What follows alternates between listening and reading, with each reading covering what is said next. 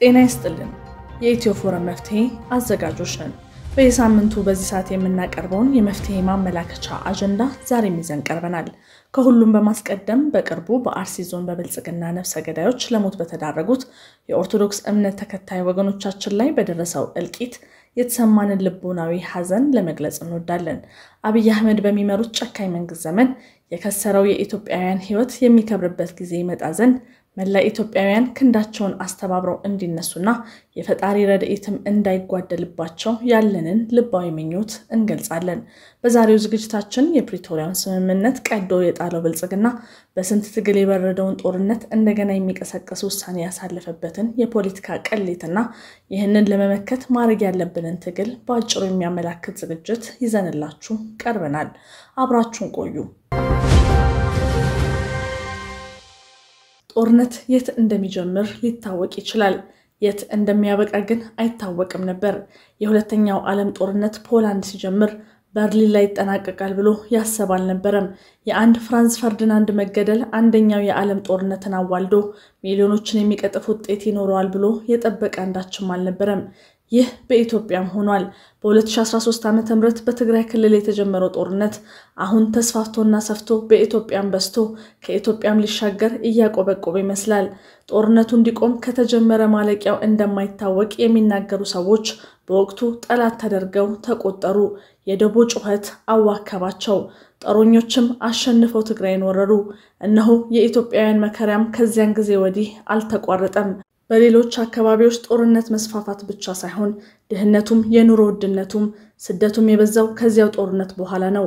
አሁንም የሰላም ስምምነቱ እንዳበቃለት አብይ አህመድ ሲናገሩ ያ የደቡብ አፍሪካ ውል ያመጣው ጥቅም በሙሉ እንደሚያበቃለት እየተናገሩ ነውና ጉዳዩ የትግራይ ብቻ ሳይሆን ልጆቻቸውን የተነጠቁ ወደ ሰሜን ኢትዮጵያ የሚልኩ እናቶችም ጉዳይ ነው። ከዛም ባሻገር የደቀቀው የሀገር ኢኮኖሚና ክብርም ጉዳይም ነው።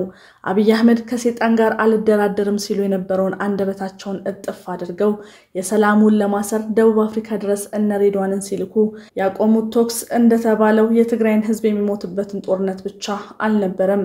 በዚያ በክፋትና የእብደት ዘመን በተፈጸመው ጥፋት በቀጥታም ሆነ በተዘዋዋሪ ያልዳሰሰው ዘርፍና ሰው ካለ የብልጽግና ካዳሚዎችን ብቻ ነው። እናም ይህ የሰላም ስምምነት አደጋ ውስጥ ገባ ሲባል ኢትዮጵያውያን በተቅላላ ቀውስ ውስጥ ይገባሉ ማለት እንጂ ያኔ ሲነገረን እንደነበረው ለትግራይ ሕዝብ ብቻ የሚመጣ መከራን ትቶ አያልፍም። የትግራይን ሕዝብ እንደ ጠላት ቆጥሮ የዘመተው አብይ አህመድ መራሹ የመንጋ ኃይል አሁን በቦታው ባይገኝም የሰላም ኃይሎች ሁሉ ስለዚያ የሰላም ስምምነት ዝም ሊሉ አይችሉም። ጠቅላይ ሚኒስትሩ የሰላም ስምምነቱ ህወሓትን ሳይሆን ጻድቃንንና ጌታቸውን የሚመለከት አድርገው ሲናገሩ ለጦርነት እየተዘጋጀው ነው እያሉ መሆኑን ልብ ሊባል ይገባል። የዚህ አደገኛ ውሳኔ ፖለቲካ ትርጉም በውል ለመገንዘብ ይቻል ዘንድ ከፕሪቶሪያ ስምምነት መሰረታዊ ሐቆች በመነሳት ጉዳዩን መመልከት ተገቢ ይሆናል። የፕሪቶሪያው ሰላም ስምምነት በጥቅምት 2015 ዓ.ም በህወሓትና በፌደራል መንግስት መካከል የተፈረመ የተኩስ አቁም ስምምነት ነው። ስምምነቱ ከመፈረሙ በፊት በመንግስት አቆጣጠር 3ኛው ዙር ተብሎ በሚታወቀው ጦርነት የመከላከያ ሰራዊቱ ሙሉ አቅም ተሰልፎበታል። ከእርሱም ጋር ከ40 በላይ የኤርትራ መንግስት ክፍለ ጦሮች እንዲሁም ከ9 ክልሎች የተወጣጡ ልዩ ኃይሎች ኤርትራ ውስጥ በስልጣን ላይ የነበሩ የሶማሌ መንግስት ምልምል ወታደሮችና በተባበሩት የአረብ ኤሚሬትስ ልግስና የተገዙ ድሮኖች ተሰልፈው ነበር። በድምሩ ከግማሽ ሚሊዮን የማያንስ ሰራዊት አሰልፎ ጦርነቱን የጀመረው የብልጽግና መንግስት ወደ ጦርነቱ ከመግባቱ በፊት ዓለም አቀፍ ማህበረሰብ ለሰላም እድል እንዲሰጥ ያቀረበለትን የሰላም ጥሪ አልቀበልም ብሎ የትግራይ ኃይሎችን ሳይደመስስና ትግራይን ከሰው ልጅ አእምሮ ሳይፈቅ ላይ መለስ ኖሞር ያለ ለያጅ ለገናጅ አስቸግሮ ነበር። ይሁንና 3ኛው ዙር ጦርነት መንግስት እንዳቀደውና እንደተመኘው አልሄደም። የትግራይ ታጋዮችና ህዝቡ ባካሄዱት የማይበገር የመከላከል ጦርነት በብልጽግና መሪነት የተሰለፈው ወፈ ሰማይ ሰራዊት እንኳን መላው ትግራይን ሊቆጣጠር መቀሌ ከተማ እንዳይገባ ያደረገ ከባድ መከላከያ ገጠመው። ጦርነቱም ከቀጠለ ሰራዊታቸው በቀጥታም ሆነ በሌላ ዙር የሽምቅ ውጊያ መደምሰሱ እንደማይቀር የተገነዘቡት የብልጽግናና የመከላከያ ሰራዊቱ ኃላፊዎችም ከጦርነቱ የሚገላገሉበትን መንገድ ማማተር ጀመሩ። የጭንቅ ቀን ሁለት እጆቻቸውን እንደ ችቦ አንጨፍርረው ያነሱ እጅ መስጠት የለመዱት የብልጽግና ጀነራሎችና መሪዎችም ለመደራደር ዝግጁ መሆናቸውን ገለጹ። ከሰይጣን ጋርማ አልደራደርም ሲሉ እንዳልነበር በጅቡቲና በሲሼልስ የጀመሩትን ድርድር ለመጨረስ በፍጥነት ፕሪቶሪያ ላይ ለድርድር ቀረቡ። ያለቀ ጦርነት ነው፣ ህግ ማስከበር ነው፣ ከማን ጋር ነው የምንደራደር የሚለው የአብይ አህመድ አንደበት ማሸሸና ተደራድሮ በዓለም አቀፍ ታዛቢዎችና ሸምጋዮች ፊት ፈረመ። የትግራይ ህዝብ ለ3 ዓመታት የተኩስ ድምጽ ያልሰማበት የፕሪቶሪያ ስምምነትም በህወሓትና በፌደራል መንግስቱ መካከል የተፈረመ ሆኖ ተመዘገበ። ከዚያም ህወሓትና የብልጽግናው መንግስት የፕሪቶሪያው ስምምነት ወላጆች ሆነው ተመዘገቡ። የብልጽግና ፓርቲ መሪ የህወሓትን ወላጅነት በአምባገነንነት እስኪሽሩና ውሉን ቀደው እስኪጥሉ ድረስም በኢትዮጵያ ከሚካሄዱ ጦርነቶች አንዱ የነበረውና በትግራይ ላይ ታወጀው የ2 ዓመት ፍጅት ቆሞ ሰላም የወረደ መሰለ። አሁን ግን አብይ አህመድ የሰላም ስምምነት የፈረምኩት ከህወሓት ሰዎች ጋር ሳይሆን ከስምረት ጋር ነው እያሉ ነው። የአብይ አህመድ የትግራይ አብን ለመሆን የቆረጠችው ስምረት የአብይ አህመድ በለጠ ሞላ ሆነው ለመኖር በወሰኑት ጌታቸው ረዳ እየተመራች የሰላም ስምምነቱ አስፈጻሚ ነኝ እያለች ነው። የስምረት ሰዎች በህወሓት ሲባረሩ የሰላም ስምምነቱን ይዘው አዲስ አበባ መተናል እያሉ ይመስላል። ጠቅላይ ሚኒስትሩ በፓርላማው ፊት የፕሪቶሪያ ስምምነት መፍረሱን ብቻ ሳይሆን መሞቱን የሚያሳወቁበት ከባድ የፖለቲካ ቅሌት በከባድ ትግል የተዘጋውን ጦርነት ምዕራፍ እንደገና ከፍቶታል። ህወሓትን ከህጋዊነት ማዕቀፍ በመሰረዝ ጀምረው የፕሪቶሪያ ስምምነትን የህወሓት የእንግዴ ልጅ ወደ ሆነው ስምረት ፓርቲ ያስተላለፉት ጠቅላይ ሚኒስትር አብይ አውቀውም ይሁን ሳያውቁ የተዘጋውን ጦርነት ምዕራፍ እንደገና ከፍተውታል። ይህም በብልጽግና አቆጣጠር 4ኛው ዙር ጦርነት መጀመርን አመላክቷል። በቀደሙት 3 ዙር ጦርነቶች ይህ ነው የሚባል ድል ያልቀናው ሰራዊታቸው ቆላ ተንቤል ላይ ሲመታ በሽሽት ሰሜን ሸዋ እንደደረሰው ሁሉ በሶስተኛው ዙር ያካሄደው ወረራ ሲመከት ፕሪቶሪያ ድረስ ሄዶ ስምምነት ለመፈራረም የተገደደው ብልጽግና ሁሉም ነገር ካበቃለት በኋላ ስምምነቱን ቀዶ በመጣል እንደገና የሚከፍተው 4ኛ ዙር ጦርነት ዕጣ ፈንታ ግን በብዙ ምክንያቶች በሽንፈት መቋጨት መሆኑ አይቀርም።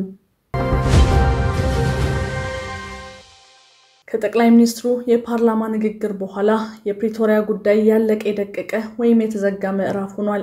ስምምነቱ የተፈረመው በሁለት ተፋላሚ ኃይሎች መካከል ቢሆንም አሁንም በጠቅላይ ሚኒስትሩ እሳቤ ያለው አንድ ፓርቲ አንድ ወገን ብቻ ነው። እርሱም በህወሓት ፍንካችና ትራፊዎች የተመሰረተው ስምረት ፓርቲ ነው። በዚህም ህወሓትን ብቻ ሳይሆን ትግራይንም ከፕሪቶሪያ ስምምነት አስወጥተውታል።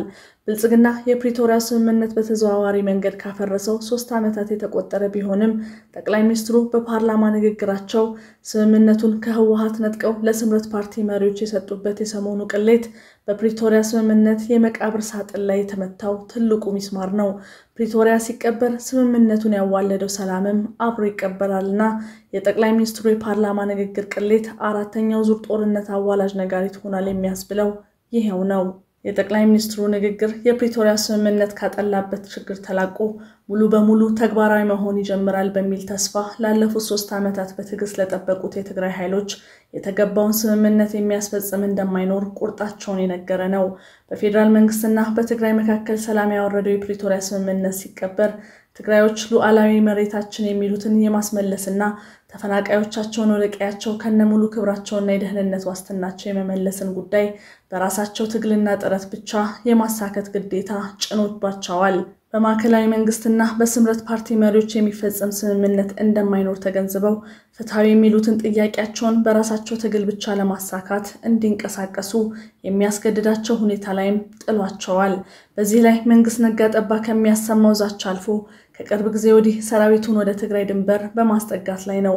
ይህም የብልጽግናው መንግስት የሰሜን እዝ ተመታ የሚለው ድርሰት ከማስነገሩና ከጥቅምት 24 2013 ዓ.ም በፊት ከመላ ሀገሪቱ ተንቀሳቅሶ ወደ ትግራይ ድንበር ያስጠጋቸውን በርካታ ክፍለ ጦሮች የሚያስታውስ ጉዳይ ነው። የጠቅላይ ሚኒስትሩ የፓርላማ ንግግር ፖለቲካዊ ውሳኔ መተላለፉን ሰራዊታቸውን ወደ ትግራይ ድንበር ማስጠጋታቸው ደግሞ እንዳፈጻጸም መግባታቸው የሚያሳይ ነው።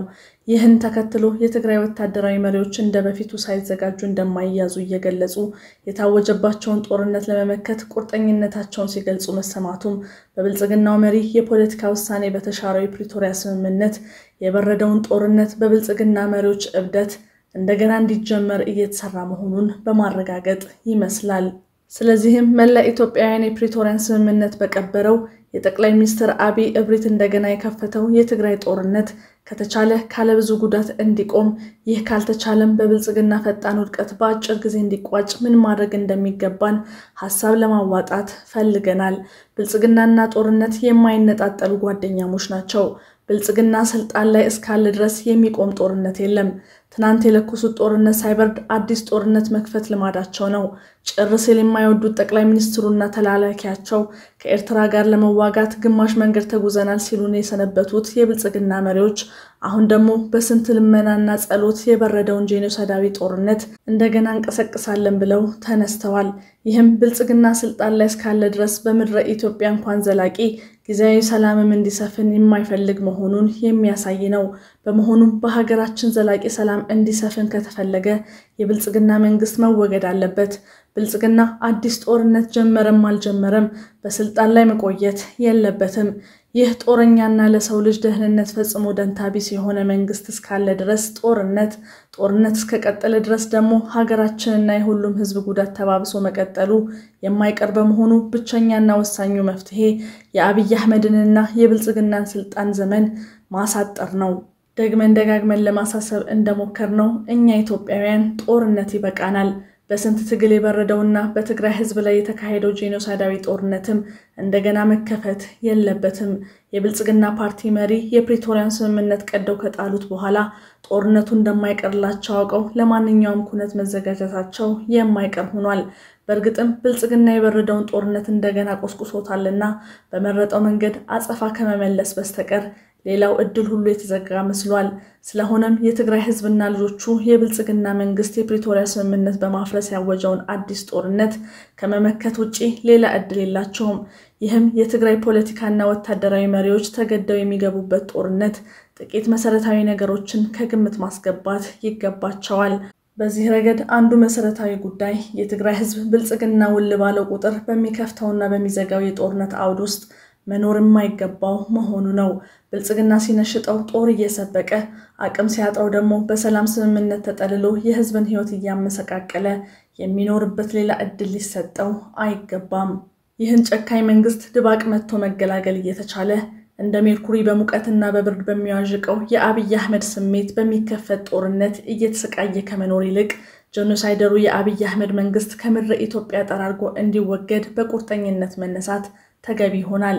ሁለተኛው መሰረታዊ ጉዳይ የብልጽግናው መንግስት በሁሉም የኢትዮጵያ ህዝብ ላይ በፈጸመው ዘግናኝ ግፍ የተነሳ በሁሉም ማህበረሰቦች ጋር የተቆራረጠ በመሆኑ ይህን አምባገነናዊ ስርዓት ከሁሉም ጋር በመተባበር በአነስተኛ ዋጋ ማስወገድ የሚቻል መሆኑ ነው።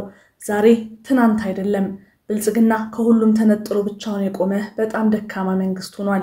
ኢኮኖሚውን አዳክሞ በተራቆተ ካዝና ሀገር የሚገዛው ብልጽግና አንድ ወርም የሚያዋጋ ኢኮኖሚ የለውም።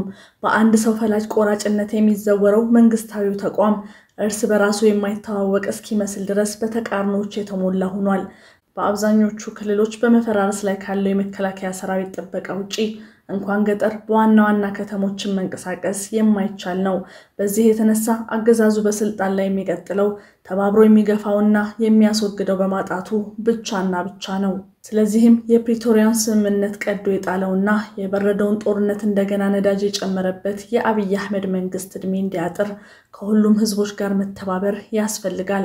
አምባገነናዊው አብይ አህመድ በሚያካሂዳቸው ጦርነቶችና በሚፈጽማቸው በደሎች የምትሰቃዩ ማህበረሰቦችም በብልጽግና ፓርቲ ግፈኛ አገዛዝ ስር የምትኖሩበት የስቃይ ህይወት እንዲያቆምም ሆነ የፕሪቶሪያው ስምምነት በራሱ አፍርሶ የትግራይን ሰላም ለማደፍረስ የተነሳውን የአብይ አህመድን አገዛዝ ለማውገዝ ጦርነቱን በመመከት ከትግራይ ህዝብ ጎን መሰለፍ ይጠበቅባቸዋል። ብልጽግና እንደ ትናንቱ ህዝብን ከፋፍሎ ሊያናቆር እንደማይችል ግልጽ ቢሆንም ሁሉም ህዝቦች ተባብረው በመነሳት የአምባገነኑን አገዛዝ እድሜ የሚያሳጥሩበት ጊዜው አሁን ነው። ይህን በመገንዘብ መላ ኢትዮጵያውያን በተባበረ ክንዳችን የብልጽግናን እድሜ ለማሳጠርና ሰላማችንን እውን ለማድረግ እንነሳ። የዛሬን አበቃን። ሰላም።